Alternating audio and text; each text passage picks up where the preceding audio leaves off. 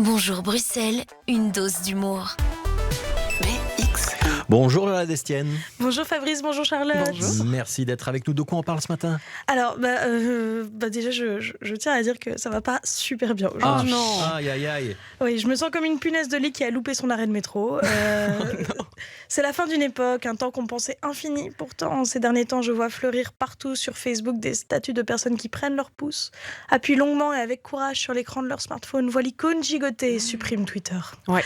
Ah là là. C'est un fléau. Oui, c'est un fléau. Hein. Enfin, pour vous faire un petit récap sur ce qui se Elon passe. Musk, si tu nous écoutes. Ouais, allez Elon. Mais du coup, Elon Musk, qui est un entrepreneur américain un peu zinzin, qui crée des lance-flammes, des fusées ratées et des fantasmes chez tous les gars qui t'ont déjà dit en date « Non mais tu vois, les NFT, c'est le futur ». Elon Musk, il a racheté Twitter, il l'a appelé X parce que c'est trop stylé comme nom, c'est trop viril. Il a changé le logo pour du verre brisé qui fait penser à une affiche d'un film d'action avec plein de testostérone. Oui, c'est vrai.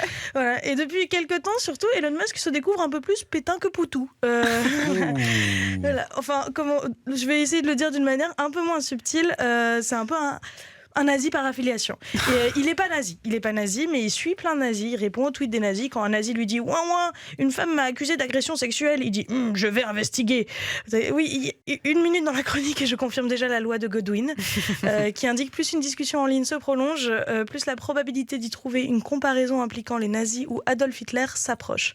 C'est un peu né sur Twitter. En ligne ou dans la vie d'ailleurs. Oui, en ligne ou dans la vie, voilà. Vous pourrez m'envoyer des messages sur vos meilleurs points Godwin.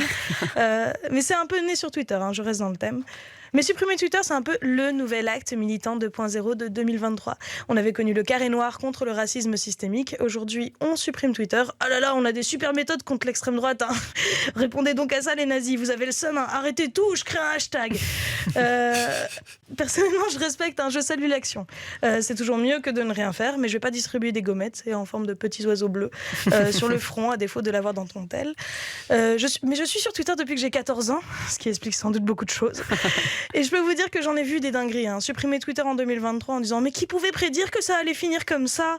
Ça sonne un peu comme « Mais qui aurait pu prédire la crise climatique ?» C'est pas parce qu'aujourd'hui, il y a des incendies qu'on n'avait pas senti nos fesses qui chauffaient pendant des années. Stromae, il a écrit des chansons sur le cancer, la dépression, le suicide et Twitter. Osez me dire qu'on n'avait pas des signes prémonitoires. On savait dès l'instant où on a installé Twitter qu'on n'allait pas être des bonnes personnes. Moi, j'ai connu Twitter quand il y avait encore seulement 140 caractères. Si ça se trouve, à cette époque-là, les gens, en fait, ils n'étaient pas sexistes. Hein. Ils avaient juste pas le temps de finir une phrase. Moi, je suis une nature optimiste. J'espère qu'il y en a, ils voulaient dire « Les femmes, pour moi, c'est comme les voitures. Je les respecte, mais ils ont été coupés trop tôt. » Bah oui. Bien sûr, il y avait des trucs cool sur Twitter. Moi, j'y suis allée pour les mèmes, la vulgarisation, l'actualité. On a commenté tous et toutes ensemble des événements majeurs comme l'invasion du Capitole, la crise Covid et la finale de L'amour est dans le pré, #Team Vachette. Mais j'ai beaucoup appris sur Twitter. Il y a des choses sur le féminisme que j'ai découvertes sur ce réseau. Je ne savais pas avant, par exemple, que sur Twitter, on n'aime pas trop les femmes. Trop fun. Ce que je veux dire, c'est oui, on désapprouve la violence dont Elon Musk fait preuve et le passage au payant de l'application aussi. C'est absurde, hein, personnellement. C'est moi qu'on devrait payer pour être sur ce réseau. Mais c'est important de supprimer cette app. Mais comment on agissait quand on était dessus? En réalité, on va se regarder dans les yeux. C'est perso, je sais que j'aurais pu faire mieux. J'ai essayé de donner plus de visibilité aux gens qui en avaient besoin. J'en suis au 50e retweet d'une annonce de recherche de studio parisien dans le 16e. J'essaye de signaler les fake news. Je passe ma vie sur le compte de Georges Boucher.